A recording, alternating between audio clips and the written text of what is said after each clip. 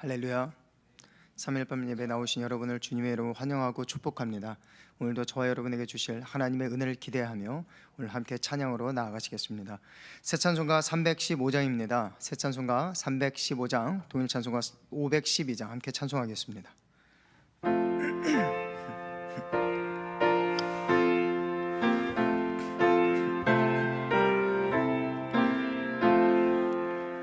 내 주 되신 주를 참 사랑하고 곧 그에게 죄를 다 고합니다. 그 은혜를 주신 내 예수시니 이전보다 더욱 사랑합니다. 주 날 사랑하사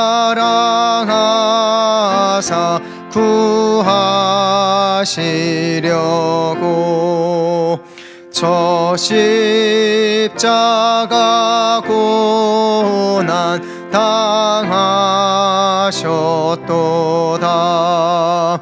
그 가시관 쓰신 내 주 배우니 이전보다 더욱 사랑합니다. 내 평생에 힘쓸 그 큰 의무는 주 예수의 덕을 늘 기림이라. 숨질 때에까지 내 할 말씀은 이전보다 더욱 사랑합니다. 그 영광의 나라 나 들어가서 그 풍성한 은혜 늘 감사하리.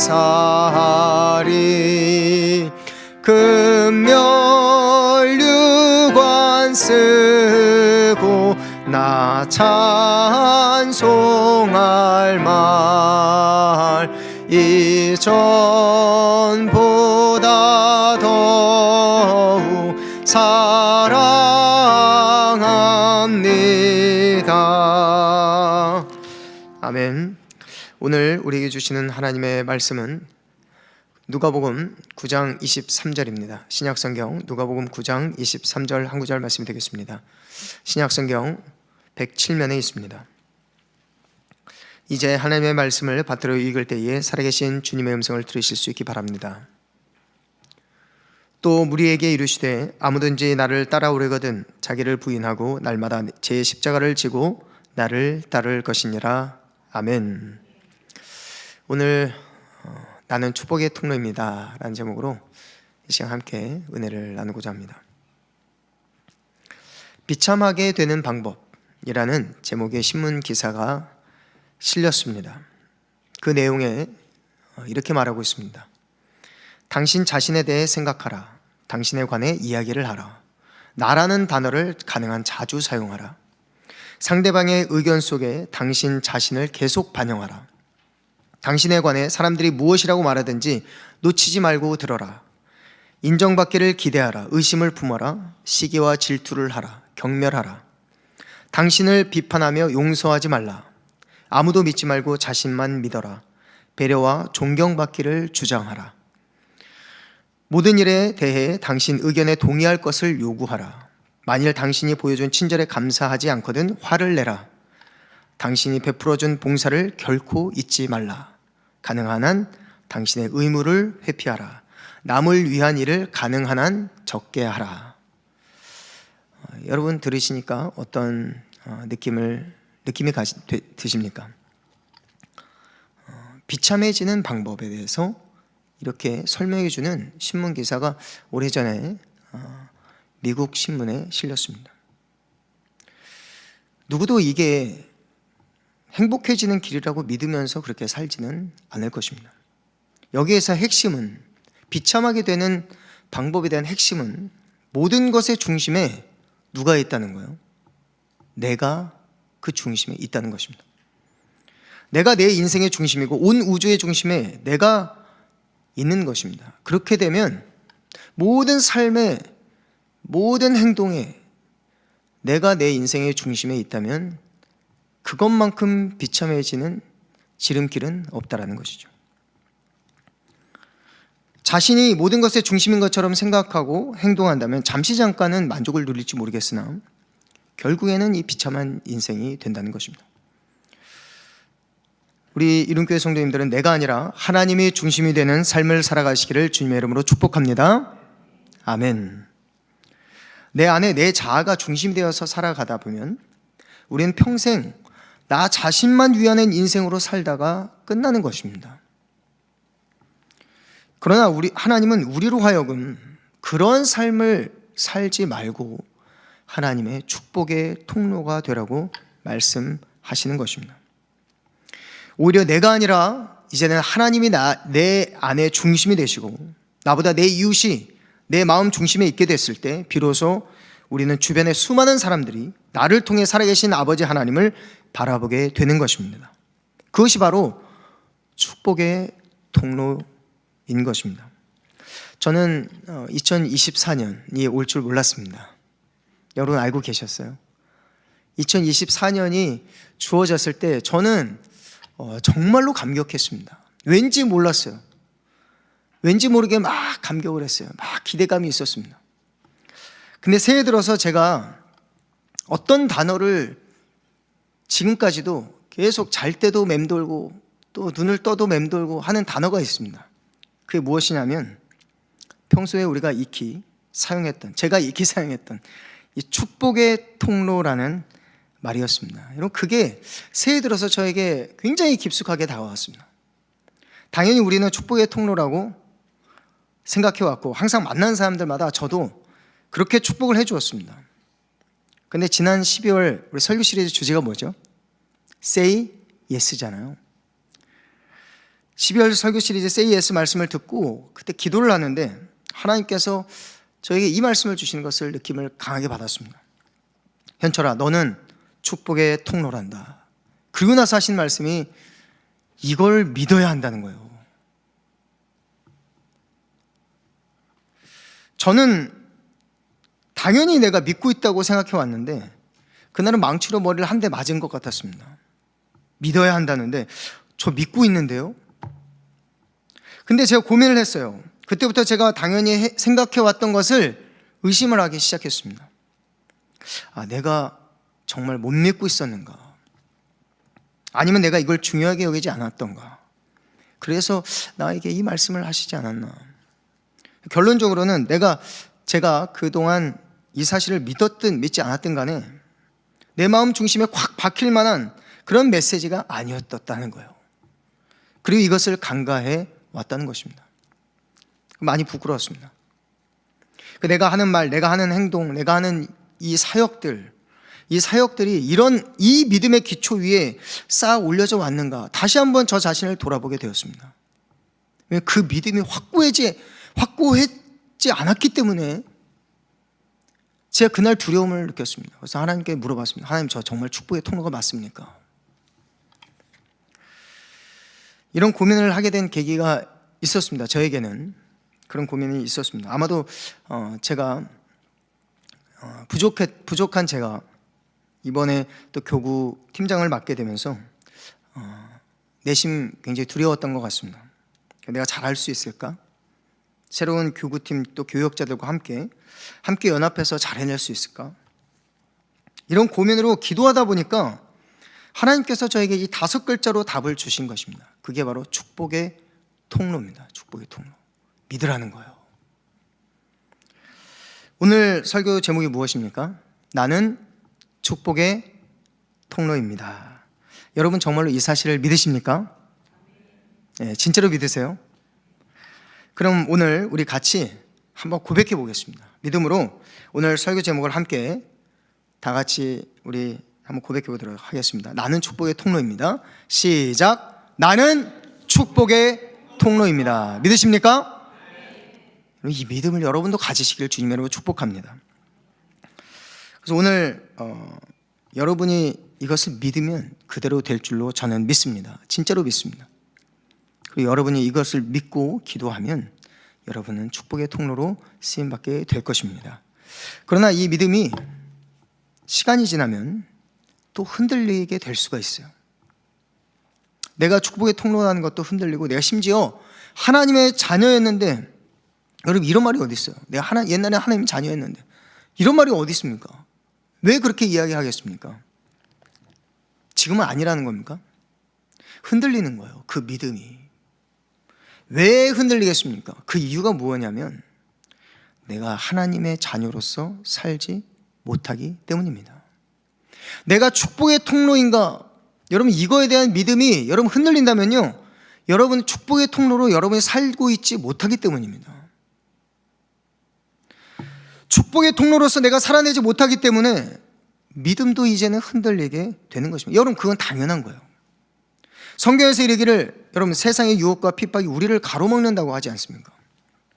또 내 안에 쓴뿌리들이 얼마나 많습니까? 이런 부분들 때문에 우리는 이 확고한 믿음도 또 흔들리게 되는 것입니다. 여러분은 어떤 것 때문에 이런 믿음이 흔들린다고 생각하십니까? 두려움 때문에, 또는 부담감 때문에, 또는 내적인 문제나 외적인 환경 때문일지 모르겠습니다. 하나님께서 여러분에게 내가 너를 지명하여 불렀나니 너는 내 것이라. 너는 이제 축복을 담는 그릇이다. 너는 축복의 통로다. 여러분 그렇게 부르셨다면 그 어떤 것도 여러분을 막아낼 수 없음을 믿으시기 바랍니다. 그리고 오늘 이 말씀을 듣고 믿음으로 고백하고 선포하고 나아가시기를 축복합니다. 그럼 여러분 그때부터 그 믿음대로 축복의 통로가 되는 것입니다. 근데 그때부터는 이제 훈련이 시작됩니다. 그 믿음으로 다시 시작할 때 훈련이 시작되는 거예요. 영적인 훈련. 내면의 쓴뿌리와 연약함, 그리고 주변의 환경들, 이 모든 것이 여러분에게 그대로 남아 있습니다. 그래서 오늘 예수님께서 우리에게 이런 말씀을 하십니다. 오늘 본문 말씀을 같이 한번 읽어볼까요? 아무든지 나를 따라오려거든 자기를 부인하고 날마다 제 십자가를 지고 나를 따를 것이니라. 저는 이 말씀을 묵상하면서 예수님께서 가시는 길을 깊이 생각을 해봤습니다. 예수님께서 가시는 그 길, 어떤 길일까요? 제가 교구 사역을 하면서 가장 좋아하게 된 말씀이 있습니다. 그것은 바로 고린도 후서 8장 9절 말씀인데요. 우리 주 예수 그리스도의 은혜를 너희가 알거니와 부요하신 이로써 너희를 위하여 가난하게 되심은 그의 가난함으로 말미암아 너희를 부요하게 하려 하심이라. 우리 주님은요, 부요하신 이로써 가난하게 되신 이유가 우리를 부요하게 하시기 위함이라는 거예요.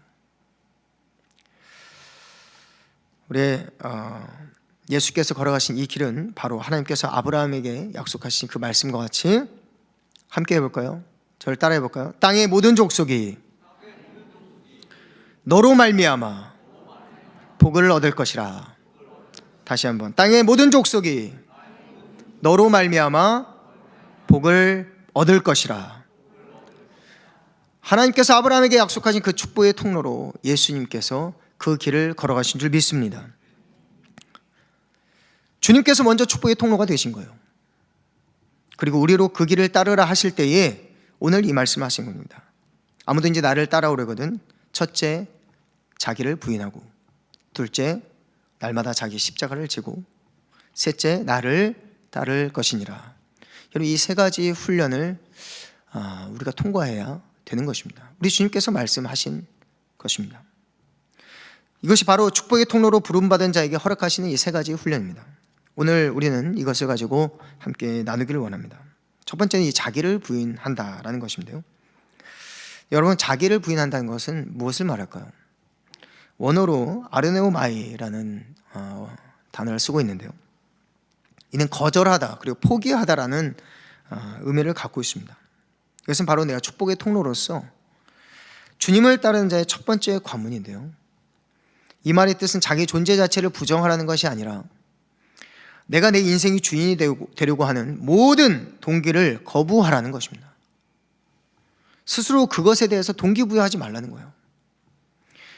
매일매일 나는 죄인입니다. 내 안에 선한 것이 없습니다. 오늘도 내가 내 삶의 주인이 되지 않게 하여 주옵소서. 여러분, 이것이 여러분의 작은 승리가 되는 것입니다. 좀 재미있는 이야기인데요, 저 오래전에 제가 신대원을 다닐 때 이야기입니다. 한 번은 이제 우리 전도사님들 사이에서, 목회자들 사이에서 이런 토의를 한 적이 있었습니다. 부정적인 인간상을 나타내는 세 개의 키워드, 뭐냐면 첫 번째는 허세, 두 번째는 과시, 세 번째는 생색입니다. 얼핏 들으면 비슷해 보이지만 서로 다른 점이 있습니다. 허세와 과시와 생색. 셋 중에 우리가 뭘 의논했냐면 무엇이 가장 꼴불견일까, 이것을 놓고 의논을 했어요. 참 할 일이 없죠. 아니면 이런 토의를 하는 것이 꼴불견인가, 뭐 그런 얘기도 했습니다. 여러분도 이 시간에 한번 그 토의에 참여해 보시기 바랍니다. 셋 중에 어떤 것이 가장 여러분은 생각하기에 다를 수 있습니다. 꼴불견이라고 생각하십니까? 서로 비슷한 부분도 많지만 명확하게 우리는 구분할 수 있습니다. 그 당시에 저희 4명이 그 한 기숙사에서 토의하면서 결론을 도출해냈습니다. 다수 결론에서. 그 토의 결과가 뭐였을까요? 제일 꼴불견이 뭐라고 나왔을까요? 네? 정답입니다. 생색이라고 나왔습니다. 생색이 제일 꼴불견이다. 여러분, 우리 내면에는요, 거룩하지 못한 것들이 많이 있는데요, 고등한 사회일수록 억눌려 있던 이런 인간의 이기심과 욕망들이 이러한 것들로 표출이 된다는 것입니다. 성경은요, 인간성을 미화하지 않습니다. 오히려 인간성에 대해서 뭐라고 말하냐면 심히 부패하였다, 이렇게 말하고 있는데요, 예레미야 17장 9절 말씀해 보면 만물보다 거짓되고 심히 부패한 것은 마음이라, 누가 능히 이를 알리요, 이렇게 말씀하고 있는데요, 우리는 이것을 날마다 인정해야 된다는 거예요. 날마다 내 안에 선한 것이 없습니다. 여러분, 우리의 뇌는 있잖아요, 선한 것과 거룩한 것은 매일 리셋해 버리는 것과 같습니다. 이런 것들은 휘발성이 매우 강해요. 신기하게도 어제 확실히 깨달은 지식인데 하루도 못 가서 전부 사라져 버리는 것입니다. 마술과 같아요. 그만큼 우리 내면 세계는요, 선한 것을 강력하게 거부하고 있다는 것을 반증합니다. 여러분, 인간성을 미화하는 것은요, 인본주의로부터 나온 것입니다. 그런 것으로부터 나 자신을 이제 멀리하는 거예요. 나 자신을 부인하는 거예요. 날마다 강력하게, 하나님, 저는 선한 것이 없습니다. 여러분은 여러분 자신 인간성이 좋다고 믿습니까? 어떻습니까?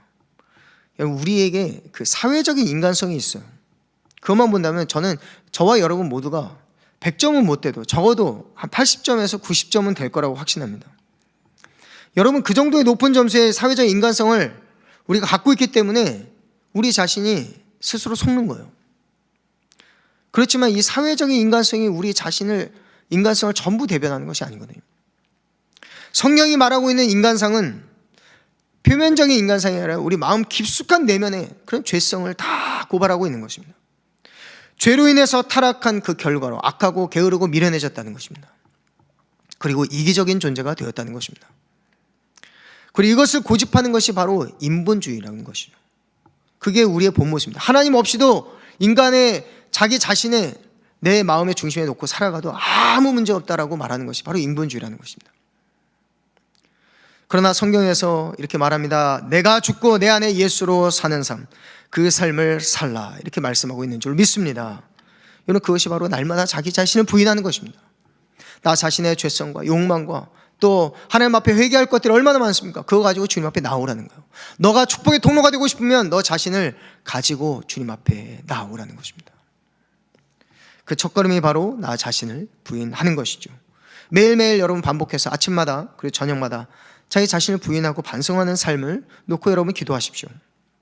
그리고 오늘 하루 내 삶의 채널 주파수를 내 아침에 기도했던 그 주파수에 맞추는 것입니다. 그 기도에 맞추는 것입니다. 그리고 나 자신을 비우면 그곳에 물같이 부어지는 성령으로 우리 하나님께서 채워주시는 줄로 믿습니다. 날마다 성령으로 충만한 것이 바로 여러분 우리 아침에 일찍 일어나야 돼요. 시간을 미리 더 부지런히 일어나서 그 시간을 떼어놓고 주님 앞에 나아가야 하는 것입니다. 아침마다 시간과 장소를 구별하여 여러분 기도하십시오. 그렇게 해도 습관이 만들어낸 내 인간성을 극복하기가 이렇게 힘든데 이런 시간조차 없으면 여러분 무엇을 기대할 수 있겠습니까? 아침마다 여러분 기도하십시오. 나를 따라오려거든 나 자기를 부인하고 자기 십자가를 지고 나를 따를 것이라. 우리 주님 말씀하실 때 그 말씀을 기억하면서 하나님 오늘도 내 주님이 내 마음의 중심의 주인이 되어 주시옵소서. 내 인생의 주인은 내가 아니다. 하나님이십니다. 그렇게 고백하는 저와 여러분이 되시기를 주님의 이름으로 축복합니다. 둘째는 날마다 자기 십자가를 지는 것입니다. 여러분 십자가를 여러분 딱 떠올리시면 무슨 생각이 드십니까?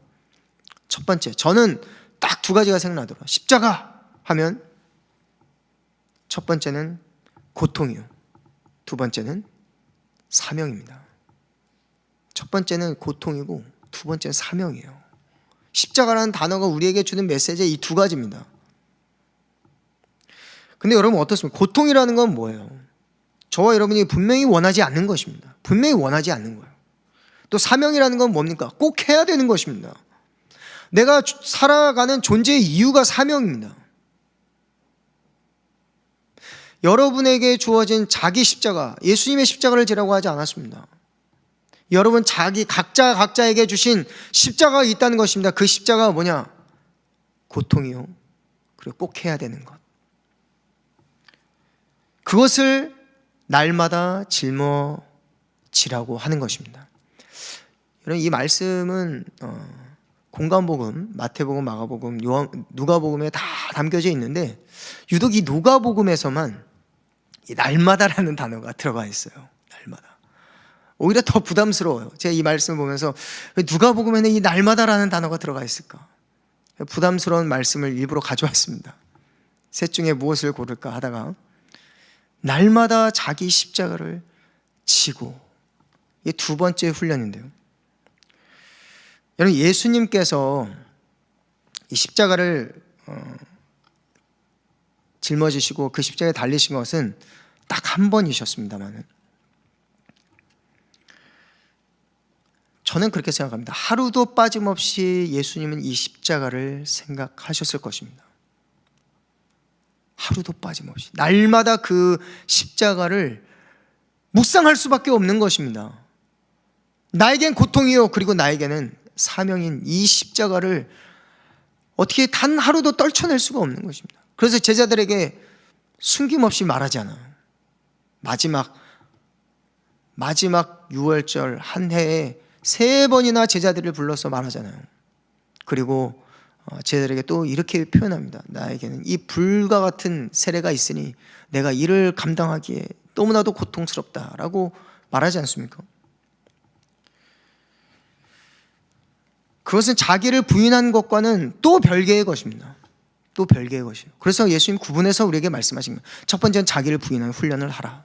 두 번째는 날마다 자기 십자가를 짊어지라는 것입니다. 얘는 누군가 자기를 부인하는 과정이 없이는 근데요, 부인하는 과정이 없이 십자가를 짊어지는 일은 일어나지 않을 것 같습니다. 이처럼 자기를 부인하게 되면 어느샌가 내 앞에 놓여진 그 십자가를 바라보게 될 것입니다. 그리고 그때는 용기와 결단이 필요한 것이죠.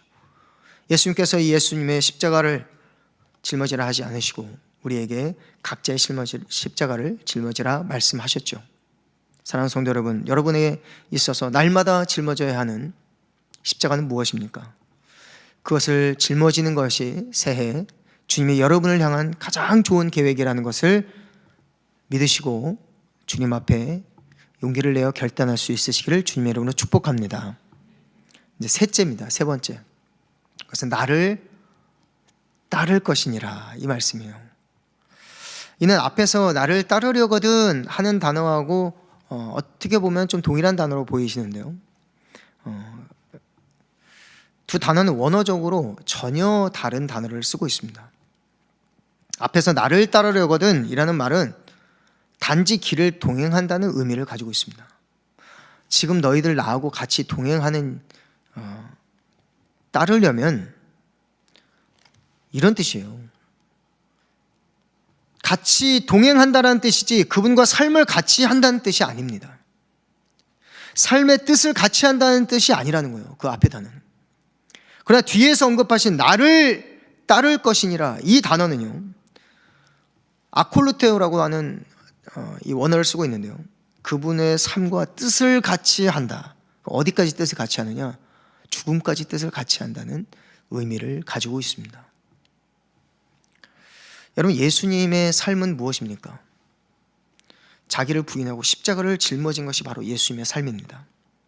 예수님이 이러한 삶을 원하는 사람은 아무도 없다는 것을 아셨을 겁니다. 그 자리에서 얘기했을 때 아콜루테오를 모르는 사람이 없어요. 그 말의 뜻을 다 알았습니다. 그 십자가를 지라고, 자기를 부인하라고, 그리고 그제서야 이제는 나와 뜻을 같이 하고 나를 따라라 라고 말씀하시는 것입니다. 그러면 오늘 보면은 예수님을 끝까지 따라가는 자는 예수님 한 분만 바라보고 따라가야만 동행할 수 있다는 것을 보여주는 대목입니다. 예수님이라는 분은 여러분에게는 어떤 분이십니까? 여러분, 예수님을 좋아하면요, 예수님을 사랑하면 힘든 길도 함께 하고 싶어지게 되는 줄 믿습니다. 여러분, 이게 답이에요. 예수님을 여러분이 한 번도 만나뵌 적은 없지만 그분을 사랑하기 시작하면, 믿음의 눈으로 그분을 만나고 또 우리 마음으로 그분과 동행하면, 그리고 성경에 기록된 영원히 변치 않는 그 말씀으로 우리 주님과 늘 교제하면 그분을 사랑하게 되어 있습니다. 그분을 사랑하면 그 힘든 길을 함께 가고 싶어지게 되는 줄 믿습니다. 그래서 마당만 밟는 교양 있는 종교인이 되지 말라는 말이죠. 그리고 육신으로는 한 번도 뵌 적 없는 그 예수님을 이제 믿음으로 만나고 인격적으로 주님과 늘 같이 하고 성전에 나오는 예배자가 되시기를 주님의 이름으로 축복합니다. 이제 말씀을 정리하겠습니다. 새해를 맞으면서 하나님께서 고민하는 그리고 기도하는 저에게 주신 해답은 너는 축복의 통로라는 것을 믿으라는 것이었습니다. 그리고 오늘 이 말씀으로 저는 여러분에게 도전하고자 이 자리에 섰습니다. 여러분은 하나님께서 여러분을 축복의 통로라고 부르셨다는 것을 정말로 믿으십니까? 그렇다면 왜 우리는 그것을 간과하게 되었습니까? 그렇게 살지 못했기 때문입니다. 그렇다면 왜 그렇게 살지 못했을까요? 오늘 주님께서 말씀하십니다. 내가 먼저 축복의 통로가 되었다. 그리고 이 길을 따르고자 하는 자는 훈련을 받으라는 것입니다. 그것이 바로 오늘 우리 주님께서 하신 말씀입니다. 누가복음 9장 23절 말씀. 아무든지 나를 따라오려거든 자기를 부인하고 날마다 제 십자가를 지고 나를 따를 것이니라.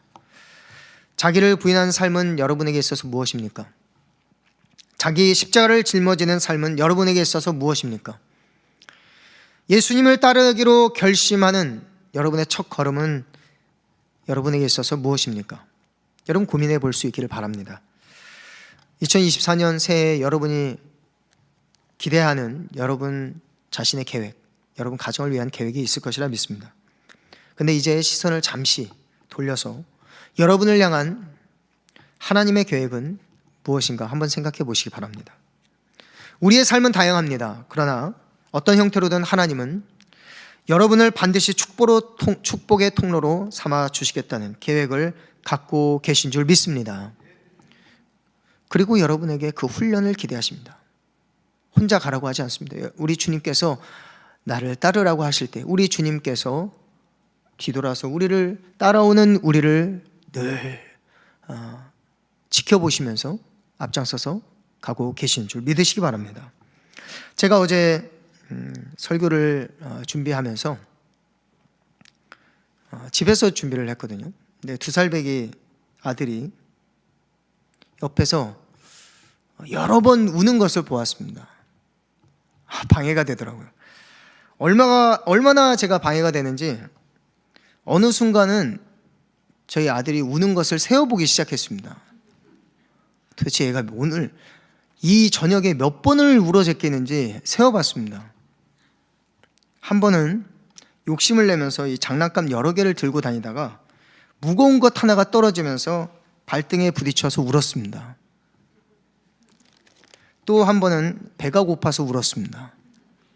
또 한 번은 누나랑 이권 다툼을 하다가 밀려서 울었습니다. 그리고 마지막은 침대방에서 울었는데 홀로서기 훈련을 시키는 엄마가 보고 싶다고 울었습니다. 제가 본 것만 이 4번을 그 저녁에 울어제끼는데요. 그 여러 번의 울어제끼는 모습을 보면서 그 중에서 가장 진하게 처절하게 우는 모습은 어떤 울음이었냐면 엄마가 보고 싶다고 울었을 때입니다. 엄마가 보고 싶다고 울어제끼는데 이 울음의 소리는 다르더라고요.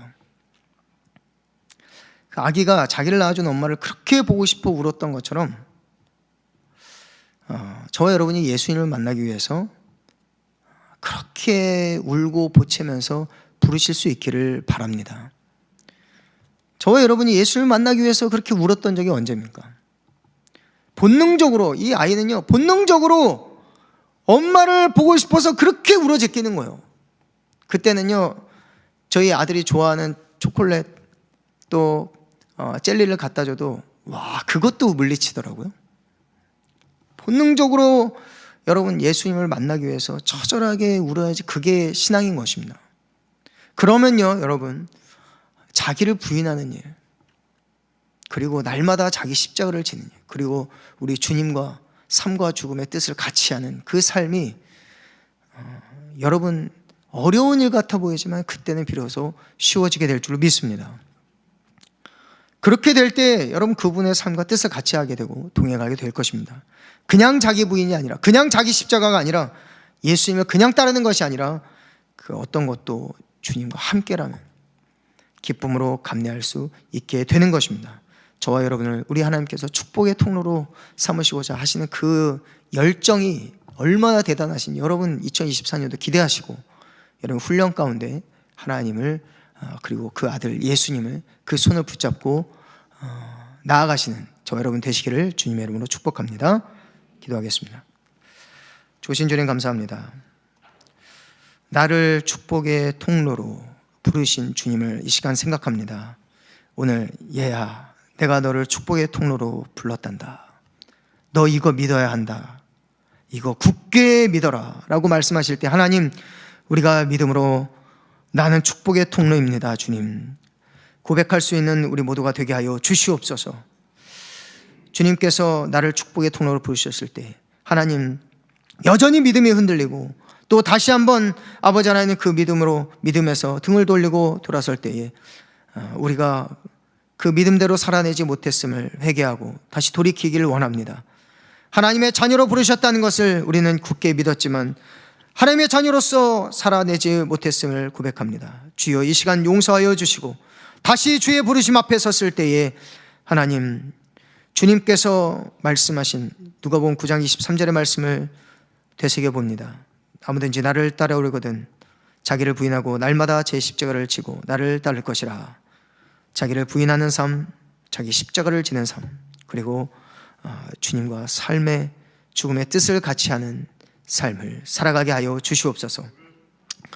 그리할 때에 하나님, 우리가 주님께서 아버지 하나님 나를 그냥 교회 마당만 밟는 교양 있는 종교인이 아니라 하나님 이제 주님 앞에 온전히 무릎 꿇고 예배자로 서는 주님의 귀한 종들 여종들 다 되게 하여 주시옵소서. 주님이 보고 싶어서, 주님을 만나고 싶어서 우리가 처절하게 울었던 적이 언제입니까? 하나님 본능적으로 우리가 주님을 만나기 위해서 날마다 처절하게 울면서 기도하는 그런 신앙인이 되게 하여 주시옵소서. 오늘도 주님 앞에 드려지는 모든 기도 위에 하나님께서 선하게 들어 응답하실 줄 믿사옵고 예수 그리스도의 이름으로 기도하옵나이다. 아멘.